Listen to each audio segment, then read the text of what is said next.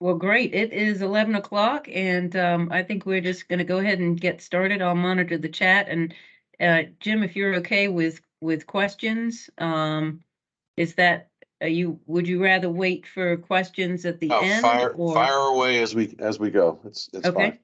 All right. Yep. Sounds great. All right. All right. Good morning, everybody. First of all, I'd like to thank you guys for joining and would like to introduce you to Jim Miller, who is the president of Town Bank Mortgage. And he's going to take a few minutes today. And I'm a very visual person. So when he said he wanted to do some slides, I said, good, because that's exactly what I like. I like to listen and see some slides. So here is his second slide with Fred. So good morning, Jim. Thanks so much for joining us. And if anybody does have any questions as we go along, please feel free to either put them in the chat or just pipe up and ask them. So turning it over to you, Jim. Thank you. Okay. Thank you, Sarah. Good morning, everybody. When Sarah had asked me to do some forecasting about housing and interest rates, I didn't notice that the last Fed meeting of the year was these past couple of days. So when I did realize that, I figured we'd have some current events, and sure enough, we will have something to talk about based upon what they announced yesterday. And in case anybody did miss it, they did announce, first of all, that there was going to be a 50 basis point increase in the Fed funds rate. That's the overnight rate that banks charge each other to borrow and lend amongst themselves. So again, that's good. It's now at 4.5% and gives us again something to talk about. So over here on the next page is Fred.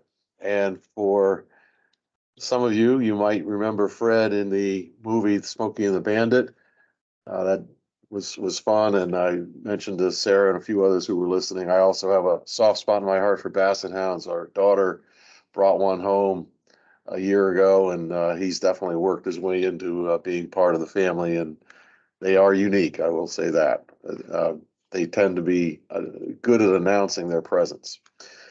Anyway, we are not, though, talking about Fred the Basset Hound when I start talking about Fred in this presentation. Instead, we're talking about one of the largest economic data warehouses around, and it's managed by the Federal Reserve Bank of St. Louis. So you can consult Fred about pretty much any domestic economic data around, and it's available to anyone. So it's just out there on the web. If you type in Fred and St. Louis Fred, you'll start getting hits on various databases, and also they have some very strong graphics. So I'll give you an example of that here on the next page. So this is a chart of the 10-year Treasury notes yield over the last 50 years. And you can see that from 1981 until August of 2020, there was a pretty pronounced downward trend in the yields of that security. And it bottomed, as I said, August 4th, 2020, and that yield was 52 basis points, basically 0.5%. And you can see it started way back there in 1980 or 81 at darn near 16%. So a pretty significant change over time, but definitely what people call a super cycle there, and a downward movement in rates for a prolonged period of time. Okay. Now, go back just 1 second. Like I said, that went till August of 2021, right? August 2020, excuse me. And then since then, they have trended up. That is, yields have trended up for the 10-year Treasury.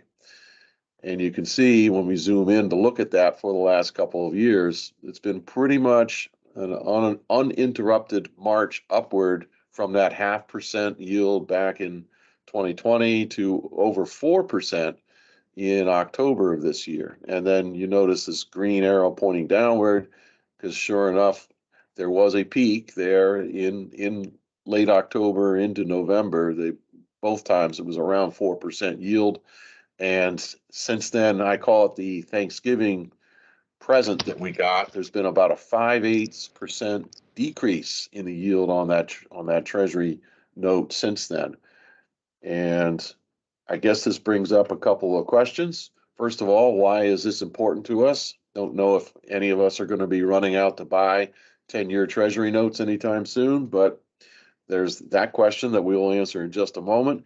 And then also, why has this significant change in interest rates happened in 2022?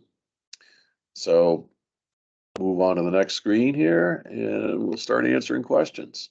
So first of all, to answer that question, first question about why is this important to us, go back and look at the overall chart again, okay? So again, this is over the last 50 years, from 1971 until the present, of what these Treasury yields have done, okay? Now, let's look at what mortgage rates have done for that same period of time. And looks pretty similar, doesn't it? Go back and forth just one more time. So I think the point is that there's a high correlation between what the 10-year Treasury yield is and what mortgage rates are.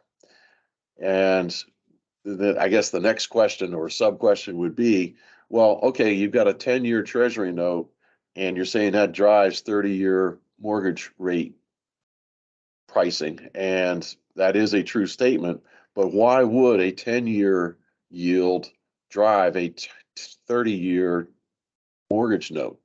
And the question is, or the answer is, first of all, hopefully the borrowers are making their payments. And if you think about it, by doing so, they are slowly but surely paying down the principal on that loan, right? And then in addition, loans prepay through refinance, sale of the property, or maybe even hitting the lottery. So between the amortization and the prepayments, historically, the average life of a mortgage loan has been 6 to 10 years. And as a result, the 10-year Treasury has become basically the default pricing benchmark for mortgages. Now, we will say that in 2020 and 2021, with rates down as much as they were, you might remember that activity back then, fully 2/3 of all mortgage loans outstanding today were closed during that period of time. So we might see the age of mortgage loans extend somewhat because if you think about it, people are pretty happy probably with their 3.5% or lower interest rate on their mortgage if they did indeed buy or refinance during that period of time. So we could see that shift out a little ways because, of course, people will probably pause a bit before leaving that kind of rate behind. So let's zoom in a little bit in like we did on the Treasury yields to look at mortgage rates over the last 2 years. You don't quite see the same movement like we did on the Treasuries from basically August of 2020. No, they sat and pretty much had the same rates for a prolonged period of time until basically the beginning of this year. And then it seemed like somebody lit a fuse and off went the rocket. No pun intended. So indeed, the yields, or excuse me, the rates on mortgages peaked in October, November, and they were over 7% at that point in time. Back here, they were down around 3.5% or so. So it maybe even 3, back right around in there. So a very significant change in mortgage pricing during this year of 2022. Now, since the peak, again, we got a little bit of a green arrow. We got our Thanksgiving present, and we'll zoom in a little more to take a look at that. So this is the last 90 days of mortgage rate pricing. And you can see, again, it peaked back in that October timeframe and then has run down since November in just these last little bit here. So what happened? Basically, they peaked and started coming down because the market perceived in the middle of November that the Fed might not be so aggressive with rate increases going forward. There was some mild inflation data that came out at that time, and we will talk a lot more about that as we go through this presentation. But anyway, as a result, the market thought, well, maybe there's a little bit of leeway there, and that's what helped both treasury yields as well as mortgage rates. And in fact, mortgage rates fell by almost 0.75%, so even more so than what the 10-year treasuries did. So the Fed announced yesterday, like I mentioned earlier, that it will continue to raise rates next year to possibly 5.5% in 2023. So it's going to be interesting to see how the market behaves today. I know the stock market futures were off some, and the yields on the 10-year didn't move much, and mortgage prices haven't moved much since that announcement. So maybe for the most part, we actually did have that anticipation priced into what both bonds and mortgages were yielding and costing.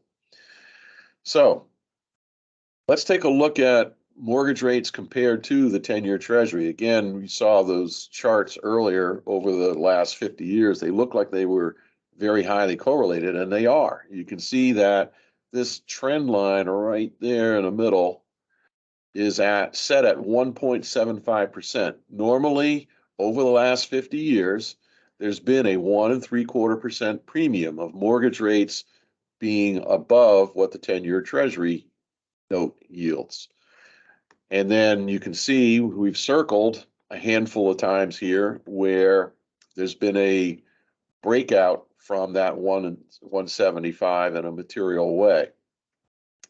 And in each of these cases, there was basically some disruption going on in the economy, like a recession. And in fact, 6 of the last 7 recessions are captured here. They're these gray bars, these vertical bars. So all but this recession right here in the early 1990s is captured by a disruption. And I guess that one, nobody felt it so much, so it just sort of came and went. But there's also one instance here right there, 1987, where we didn't have a recession, but you can see there was a pretty significant disruption and dislocation, I'll say, between mortgage rates and the 10-year treasury. Anybody remember what happened in 1987 that might have been a disruption worthy of causing this kind of break between these two instruments?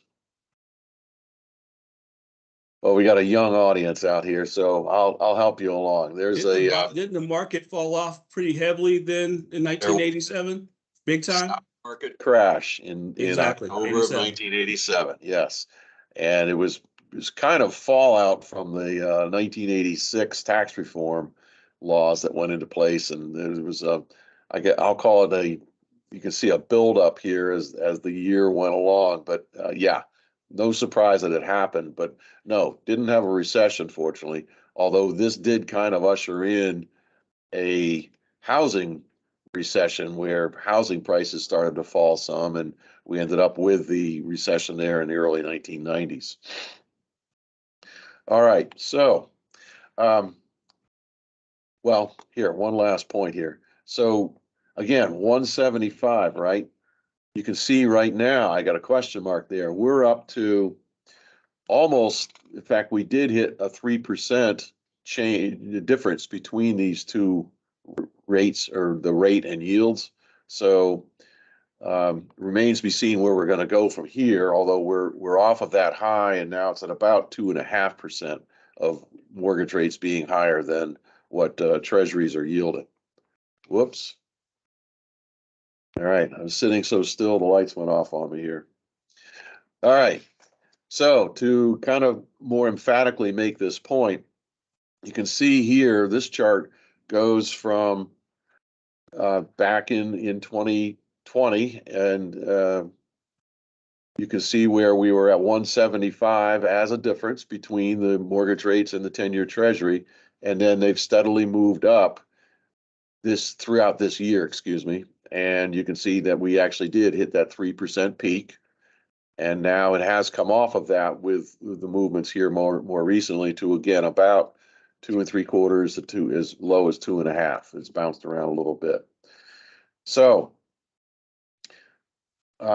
with with rates rising as much as they have throughout much of this year, at some point, we have seen a pretty significant decrease in refinance opportunities with the Fed bent on stifling inflation like they are. They've made it clear they're willing to create a recession to accomplish their goal.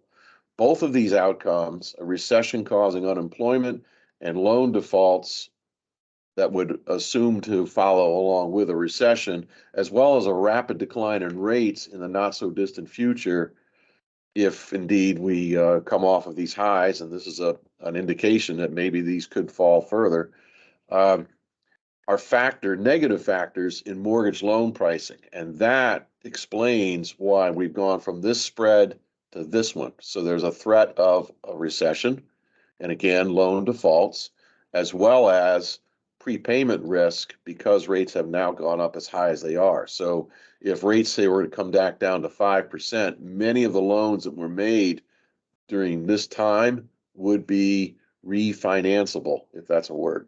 Is that a word, Skip? I think it is, or we just made it one anyway. All right, so question number 3 is, when will mortgage rates fall? And I know we haven't even answered question 2 yet. However, if the market inflation fears subside before a recession occurs, longer-term interest rates, including mortgage rates, will decline. And that may happen by this spring. If a recession does occur first, then it will probably prolong the wait for rates to come down somewhat anyway, because typically it is coming out of a recession when you see interest rates fall. And actually, we've got a chart on that right here. Real good segue. Again, this is our mortgage rate chart going all the way back to 1971. And you can see coming out of each recession since then, we've got these green arrows to emphasize the point. But we've seen significant decreases in mortgage rates. This one that's circled is circled because that's a prominent change that occurred right there. And that was that this was the first time since back in the 1970s that we got back down into single-digit mortgage rates. Think about that. Prior to there, for, well, almost 10 years, mortgage rates were double digits, and in fact, quite high double digits there for a good long while. So anyway, coming out of that 1990 recession, that's when we saw mortgage rates fall back down into the single digits. And of course, they've continued to trend that way ever since in these follow-up recessions, and then a further decline until, of course, now. All right. So we often hear talk about the yield curve. And basically, what is the yield curve? It's a collection of yields on a particular type of note or bond or loan that is being priced from short term to long term. And you're comparing what those yields or rates are going from the short term out here to the long term. So this bar or this chart section of the chart down below here is U.S. Treasury yields a year ago. So you can see that they were quite low back for the 2-year Treasury note back in a year ago at this time. And of course, the 10-year was higher, but still significantly lower than it is now. It was about less than 1.5% yield on that 10-year Treasury back then. Now, we have an inverted curve. Yeah, see the positive slope here going from that 2-year out to the 10-year and even the 30-year. They're continuing to increase as you move out the curve. Now that we're in this inversion, you've got the 2-year Treasury yielding about 0.75% more than what the 10-year is. All right, so why is it that this is the typical slope going from left to right rising? It's because there's more interest rate risk typically perceived by the market going from a short-term instrument out here, because we don't know what these rates or yields are going to be as time goes along, and therefore the market commands or demands a higher yield in order to go out and invest for 5 or 10 years versus 2. Okay. But when the Fed gets into the game and starts pushing up short-term rates, you see what happens. There's the premium attaches to the shorter term rates above what a long-term rate is. And you probably have heard the comment that when the curve inverts, we're probably going to see a recession. So this chart will tell you that that is historically a fact.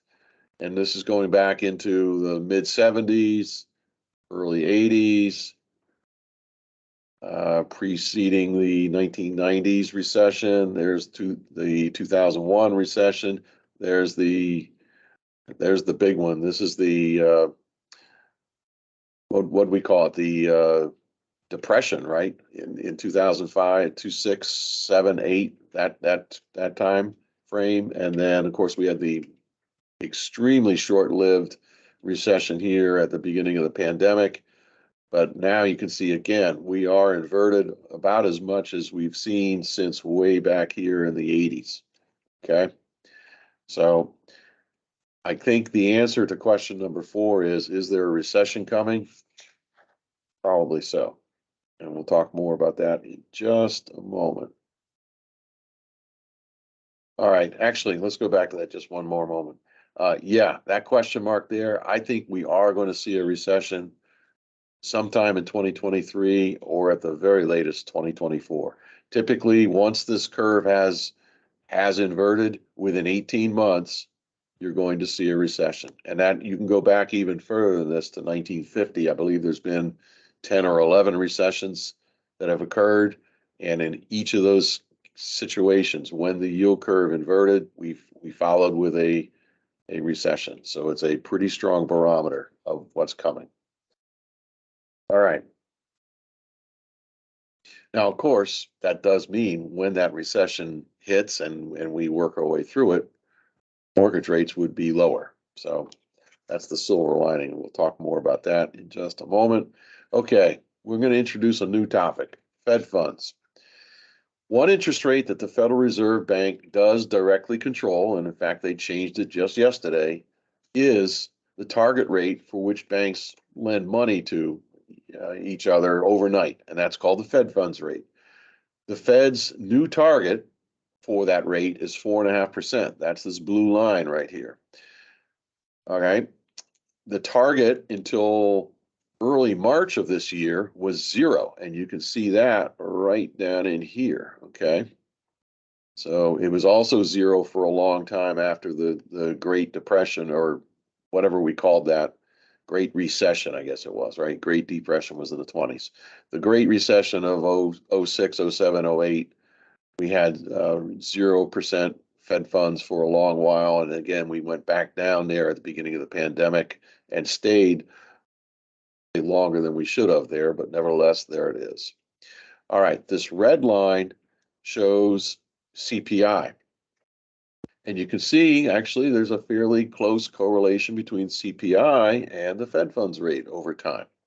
They are areas where they do separate, but nevertheless, oftentimes they are pretty close.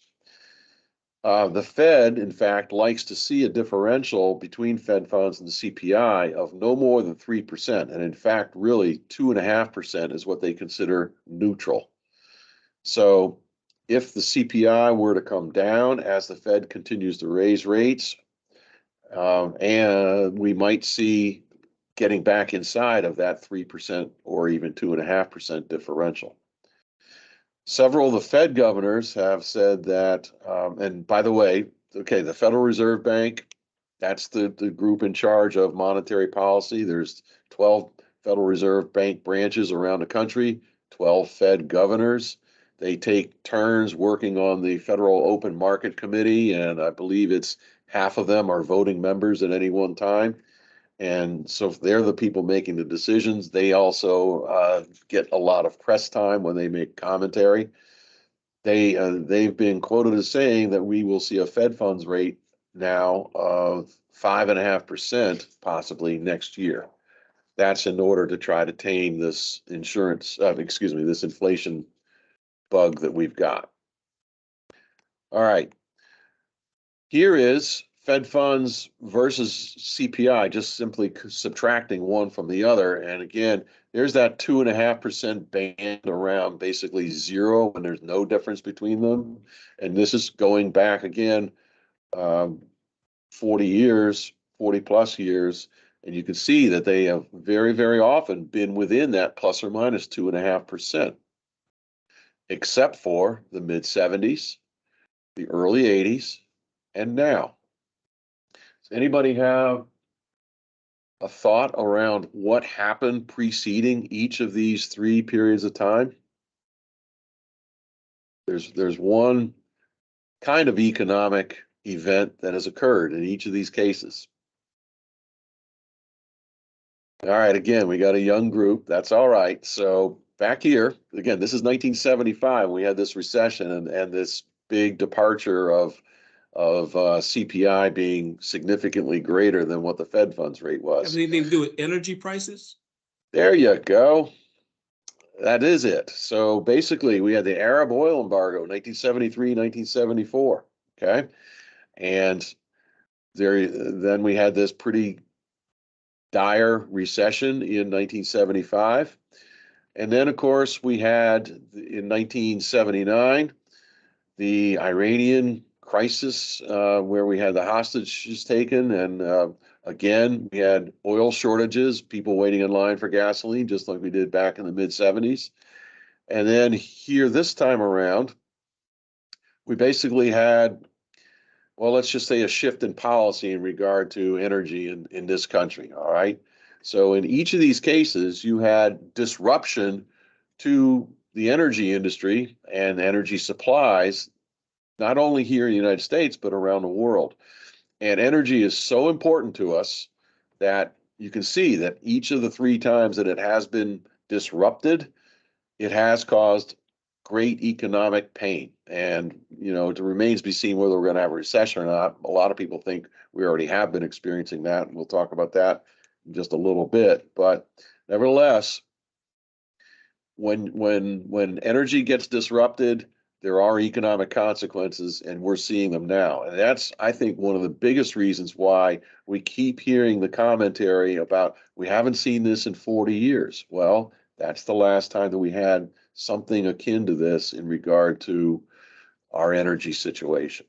And it does indeed impact, certainly it impacts us in inflation, and it has a trickle-down effect if you think about it, because if the cost of fuel to drive a fleet of trucks goes up, then the delivery costs go up, and therefore the people that are shipping things are going to try to increase their prices to maintain their profit margins, and the people buying them are going to want higher wages to afford these new products, higher priced products, and it just goes on and on from there. So energy is one of the more difficult factors to try to tame with monetary policy in regard to price increases. Another is wage inflation. We'll talk about that a little bit more here in a couple of minutes. But and then the last one that is very, very difficult, and this is why the Fed, I think, is so adamant about trying to tame inflation now before it gets more deeply rooted, is people's expectations. Once it gets into people's heads that we're going to have inflation, then they're behaving a little bit differently. They're always looking for a better wage, whether that means job changes or simply demanding raises, whether they're doing that on their own or maybe part of a union. You've seen where the labor situation in our railroad industry is tenuous at best, and they've turned down a 24% increase in pay. So obviously they have the thought that inflation is going to be a factor for a while.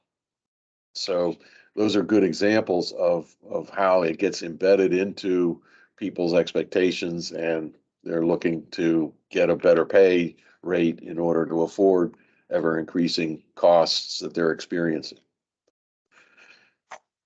All right. And in fact, good segue, labor productivity. So it's interesting we keep hearing about, well, we think we're on the verge of a recession, yet the labor market is extremely strong, and that doesn't seem to compute. And in fact, yes, there is a demand for labor, but also people need to consider that labor productivity has fallen this year at a rate of 2.9%. That's the highest on record, and we're not even done yet with the year. Okay, so why has that happened? Well, first of all, let's think about it. Who here has a good story about bad customer service? I'm going to guess most of us have experienced that in this twilight zone of the post-pandemic, right? And why is that occurring? Because, well, the economy is still adjusting to post-COVID norms. And you've had a significant elevation in people job hopping, right? We've seen the talk about the great resignation wave that hit the country, and millions of people switched jobs. Well, they probably are not yet performing at peak performance in regard to these new jobs. And for that matter, the hiring companies may not even have the training resources in order to get them to that peak performance that they're looking for. And then let's face it, productivity is output, and it's also considering what you're paying for that output. And of course, there has been wage inflation that has gone on, in whether that's just employers bidding up the price of labor just to land a new employee, or in addition to that, you've got minimum wages that have been mandated, and of course, there's been a lot of labor activity as well. So all those are factoring into higher cost labor, and for that matter, less output for the dollars being spent on it. So that may explain why, yeah, we do have this vast demand for labor because we're not getting as much out of it as once we did. And in addition, maybe that's why, in spite of having that demand for labor, we're not seeing a robust economy like you would be expecting. So, by the way, rising inflation in the 1970s also coincided with a significant downturn in labor productivity, but not like this. This is the worst on record, and that goes back to at least World War II, I believe, when they were tracking that. All right, let's switch gears a little bit here and talk about some market data. This is from NAR, and of course, median sale price, you can see over the last year has increased by almost 6%. That was double digits until the last few months, so that's cooled off a little bit. Homes sold down almost a third. That's units, that is. And then new contracts down even more so. The sale to list price, fairly similar. 98% is a pretty high ratio, but still almost 96 is nothing to sneeze at. So that seems to be holding up reasonably well. Median days on market, 22 days now versus 18 days a year ago. You see a little change there. Active listings up almost a third. That's good news because we need more inventory, but you see new fresh listings down almost 21%. So a little bit of a mixed messaging going on there. But I guess overall, you could say that it's a reasonably healthy real estate market, certainly could use more activity and more inventory. And again, as this plays out, maybe we won't see this positive up here in the coming months. But still, it's been a great run. And I guess that segues into, do we see a home price crash coming? And flat out, the answer is no. All right. First of all, in the last housing cycle where we had, I'd call it the Great Recession, you had 8 million job cuts. That's not happening today, at least in any magnitude. Yeah, there's some headlines about certain large tech companies doing some layoffs, but overall, again, there are a lot of jobs out there that are going unfilled today. In regard to total payroll jobs, you can see we're actually slightly larger. Actually, not slightly, we're a good bit larger than we were back then. Total jobs, same thing, pretty similar ratio. Subprime loans, very prevalent back then, virtually none today. And that's a big driver in this, of course. Loan standards were increased rather significantly coming out of the Great Recession, and they have not retreated from there, I guess is a good term to say. All right.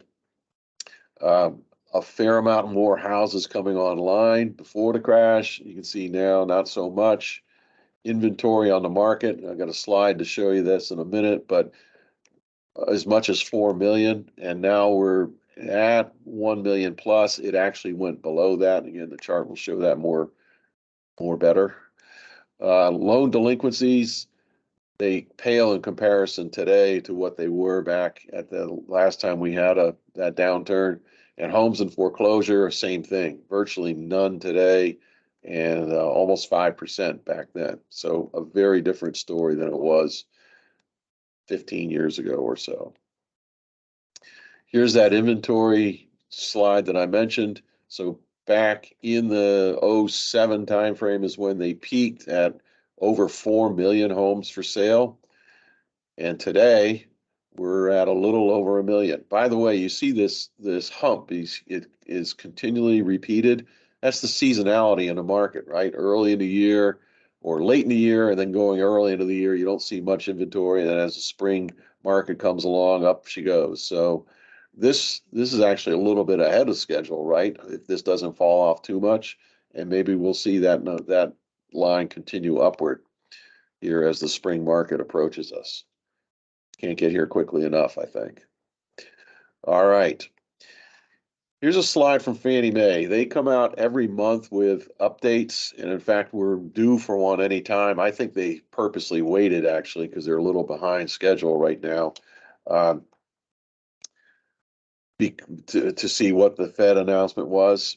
But I guess, long story made short, Fannie Mae, first of all, gives us, I suppose, the answer to question 4 finally. When will mortgage rates decline? I'm not going to argue with Fannie Mae. They've got a lot more resources than we do in regard to research. They are predicting interest rates to be rather flat in the coming year and decline in 2024. However, this chart already is behind because, again, November 10th, they hadn't yet gotten the Thanksgiving present that I mentioned and seen the 0.75% improvement in mortgage rates.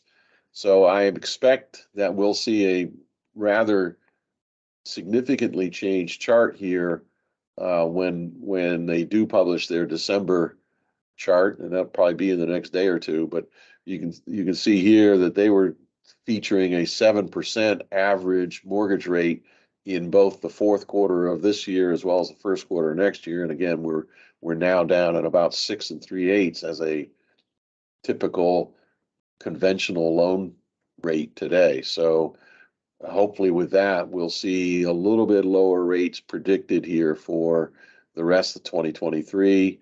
And again, they really saw it falling away in 2024. But you know what they say, if you have a 2-year business plan, and it's not working out like you want it to be, you know what you do?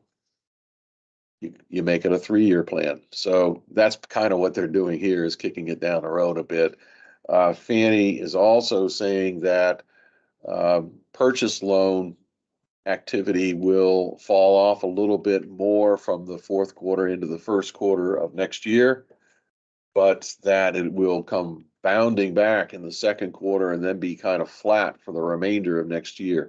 So they're talking about it being off by still 18% year over year. That's primarily occurring because of that pretty weak first quarter that they're predicting. And again, hopefully yes. We do have a question, which I know you kind of touched on earlier in the call, but just for those who joined around the top of the hour, was this week's Fed hike already priced in? And again, I know that you did address that, but if you could. I think for the large part, yes, it was priced into bond and mortgage pricing. It apparently not so much into the stock market. That gets a little more volatile and emotional, I think, in regard to how they trade. But yes, we haven't seen much movement yet anyway in regard to either the 10-year treasury or mortgage rates here since the announcement yesterday. So I think, yes, the 50 basis points was, I believe that was predicted by roughly 3/4 of the economists that were polled. A quarter of them still thought that it was going to be a 75 basis point rate hike. That might have sent a shock to the system, and maybe we would have seen rates spike upward here today if that had indeed happened. But now, you could play contrarian there and say, well, actually, maybe the market would have applauded that even more, saying that, all right, the Fed is very serious about beating inflation, and long-term rates might have declined, but probably not at a knee-jerk reaction like that. Maybe that would take a little bit longer to play out. But anyway, yes, I think it was largely priced into our interest rate costs. And since they hit the number that had been predicted, you're not seeing a big fallout there. And, I guess in a way it's good. We aren't seeing that the Thanksgiving present being given up yet. So we might just see inflation is by far and away the driver of where mortgage rates are going to be going. Okay. And if we see it's continuing to soften, it's funny that the market applauded a 7% year-over-year change in inflation the other day, because if you think about it, if you had 5 years of 7% inflation, that gets compounded, right? So it's not just 5 times 7, it would be more like probably be a 45% increase in prices overall if you had a 7% increase in CPI for 5 straight years. So that's a big change, right? And not anything that we've seen since the 1980s. So it would really be very disruptive to think that was going to be in place. The Fed's stated goal is to get inflation down to 2%.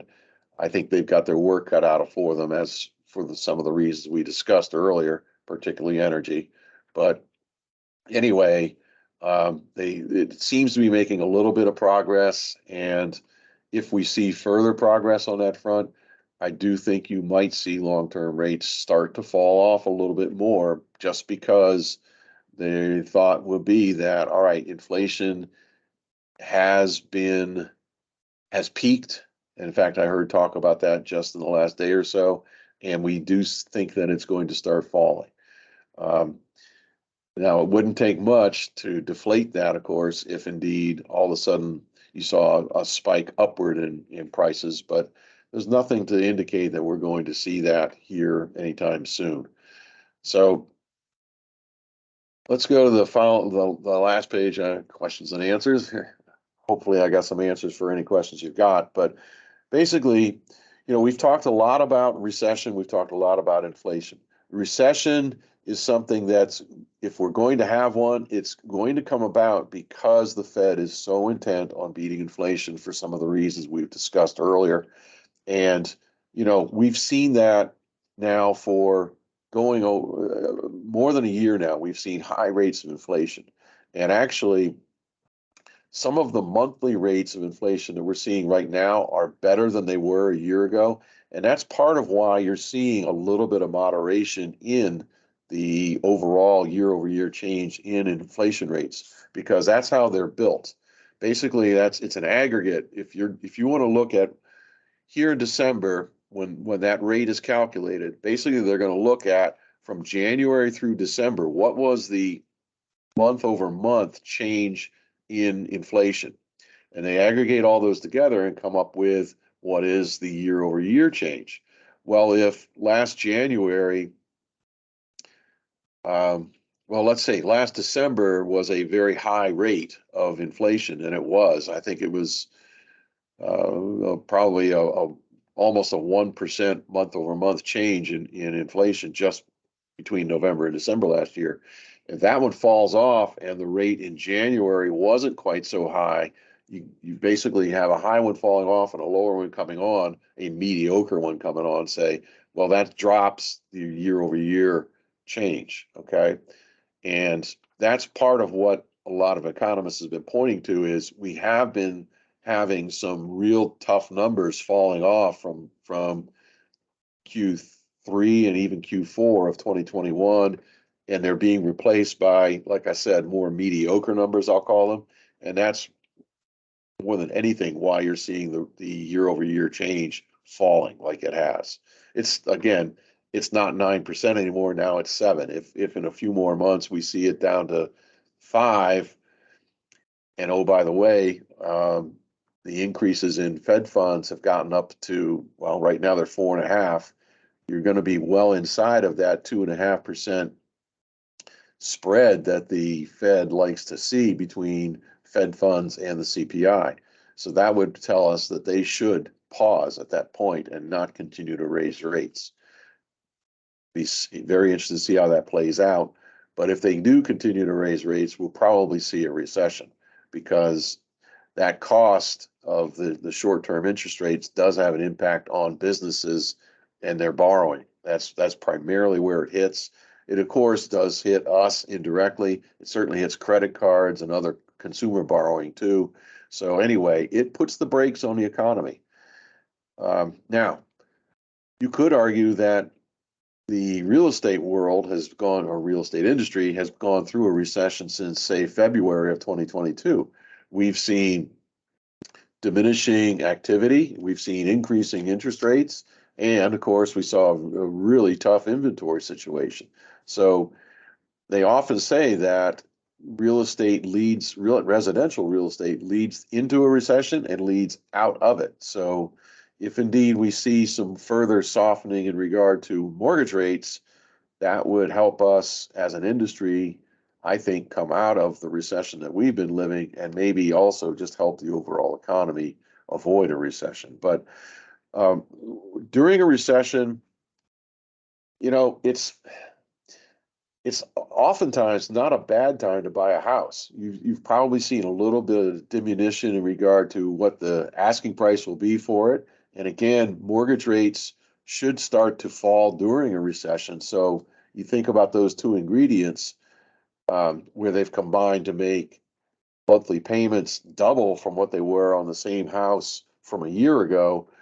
Those turn the other way and start coming back toward where prices and rates were, then you'd see some relief there and probably see that it was a good time to look at buying a home. So if you also look back to the last,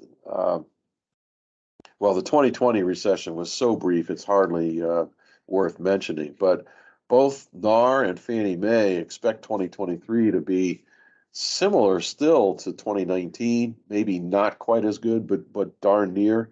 I recall that being a pretty okay market for both mortgage and for real estate. So if indeed it's anywhere near that prediction, thinking that we'll have a pretty decent year in the coming year. And I guess I'm going to end with, before any other questions anyway, a shameless plug for Sarah and her Newtown Mortgage crew.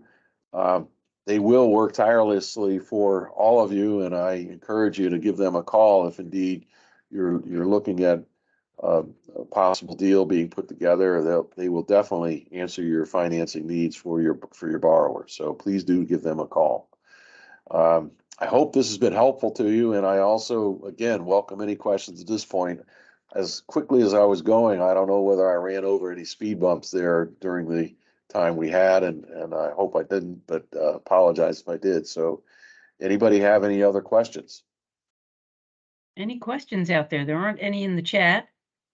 I must say I was pretty excited when I went to Costco on my way home last night to fill up my car with gas, and it was $2.72 a gallon. It was like, whoa. So it feels like it's kind of coming back. And that's supply and demand. Basically, demand has fallen off for gas, so prices have been coming down. That's what's going on there. Yeah, that's good. But this is very informative. Looks like there might be a question. Nope, just some thank yous. So everybody is saying thank you, and we appreciate your time. And maybe we'll have you come back in first quarter next year to see where we are. All right, we'll sharpen it up and maybe get a little bit more pointed toward what's going to be going on in the future. But anyway, I Sarah, there is very a much question. enjoyed it. Lori has a question. Yeah, Oh, there is a okay. Laura has a question question. in here in regards to new constructions, extended delivery timelines. Do you see light at the end of the tunnels for us? We do get to talk with a lot of builders, and I hear that supply chain disruptions are less than they were certainly a year ago at this time. They're also kind of different. It seems to shift as time goes along. I mean, we went through the time when windows and doors and appliances were at a shortage. I hear now that sometimes plumbing components are being delayed for whatever reason. But still, yeah, I think it's definitely better. It is interesting, of course, builders took it on the chin back in the 2020 timeframe where they did have supply chain issues, and that not only caused delays, but of course it increased their prices because again the supply and demand had to bid up to get a new door versus the builder down the street, and they had sales contracts in place, which the way things turned out, their prices were much higher than they thought they were going to be, and they actually lost money on a lot of sales. So they moved away from pre-sales in 2021, which is unheard of. But that was the logical thing to be doing because they didn't know how much a house was going to cost until they finished it. So now getting back to a little bit of normalcy there. I was talking with a builder just this past week, and he said they're taking pre-sales now, and they're building in a little bit of a buffer in regard to both time and price, just expecting still there to be some disruptions. But it seems to be better than it has been basically since the pandemic. I think you still got a ways to go in that regard. Certainly, the events in China have an impact there because a lot of these materials are coming from there. So if they stop their lockdowns there, which sounds like they are to at least some degree, then that will help things in regard to getting goods out of that country. Yeah, all right. There are a couple of other comments. Financing is a challenge with the need for extended locks and the rising interest rates. So we definitely do offer the extended lock. So if you've got new construction, we're more than happy to talk to you about that. And the Yes. extended lock usually gives you an option to have a one-time float down. So should you protect your rate and then the rate should improve close to your closing, we can typically do a float down under the extended lock program. So that's Yes. something to think about. And then I've also got a question about, do you think an adjustable rate mortgage, an ARM, is a better deal right now than a 30-year fixed? That's a great question. And of course, it depends on what kind of deal you're getting on the ARM. We have been in search of a quality partner to sell ARMs to under good marketable terms, I'll call them. And fingers crossed, we think we've located a good source, and we'll start offering that very, very shortly. In fact, it was kind of funny. I had asked the guy I've been working with to make it a answer my Christmas wish, and he called me recently to tell me he thinks I'm going to get my wish. So that's great news for us. Basically, the ARMs that we're talking about are what we would call teaser rates, because if you look at that shape of that yield curve that we were talking about, and what short-term rates are doing, they're higher than long-term rates, right? So there you go. So if you're going strictly by an economic calculation, and we see this from a lot of our investors, their ARMs are priced not much more attractively than a 30-year fixed rate is. However, there are still a certain amount of institutions out there that have room on their balance sheet to make loans that again are called teaser rates. They're not taking the 2-year or the 1-year treasury and saying, or even the 5-year treasury and saying, okay, we're gonna make a 7-1 arm based on the 5-year treasury plus a certain margin. They're simply looking at what is needed to be competitive. They look at their cost of funds, said, yes, we can make money on that, and we're going to keep it on our balance sheet. So that's what we have, I think, found here with this one source that I was just mentioning. And that's what you see out in the market occasionally, not so much as it once was, because balance sheets do get filled up. And as a result, it's not like the secondary market, which is almost limitless, because of course there's a churn there in regard to when a loan goes to the secondary market, it ends up getting securitized and sold as a package to another investor. And then those funds can basically go back to whoever sold the loan, and they can go out and make a new one. So it's a little different than when the loan is going on the balance sheet to be held as an investment. So that's a long explanation. I'm sorry, but yes, I do think if you can find a teaser rate that's attractively priced, yes, it's not a bad idea at all to look at doing that, especially if somebody's not thinking they're going to be in a house for years and years and years. So yeah, that's where I would leave with that. Great, great. Yep, I think there's lots of options out there. We're doing buy downs. Was having a conversation with one of the loan officers today, and we were talking about that we do have the buy downs available. It's not right for everybody, and you kind of need to make sure that your buyer wants to be able to grow into the payment, and rather than grow out. I think a lot of people would rather know what the payment is, that it's fixed, and be able to kind of get above that payment. But we have all those options. We've got all the products out there you could possibly want. And so I think that's another good reason to use Newtown.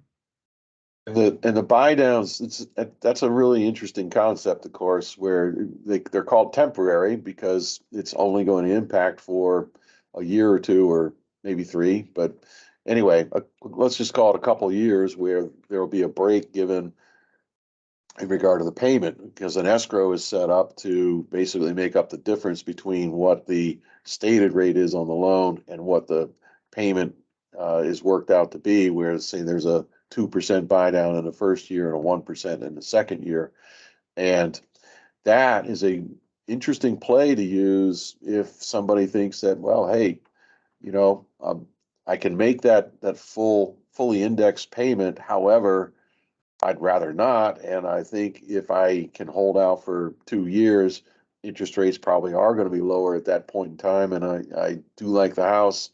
They call it marrying the house and dating the rate. I'll refinance back out there at that point in time and get a lower rate and a lower payment for the remainder of the time that I'm going to live in the house. So it's a good solid concept that works for a lot of folks, and certainly Sarah and her team can fill in any blanks that I might have missed there just now. But that's how those work, and it's a really interesting play in this environment. All right. Well, great. Well, Jim, thanks so much. We're almost at the top of the hour. This program has been recorded, and the recording will be available later on today. I know Haley will send that out. And just really want to thank you, Jim, for your insight. And again, I think we'll see if we can get you back towards the end of first quarter, or if something untoward happens in between now and then, we'll do that too. All right. Well, hopefully we'll come back and celebrate some lower rates by the end of the first quarter. Sounds good. All right. Sounds good. Everybody have Thank you all. happy holidays. Stay safe out there. And thanks again, Jim.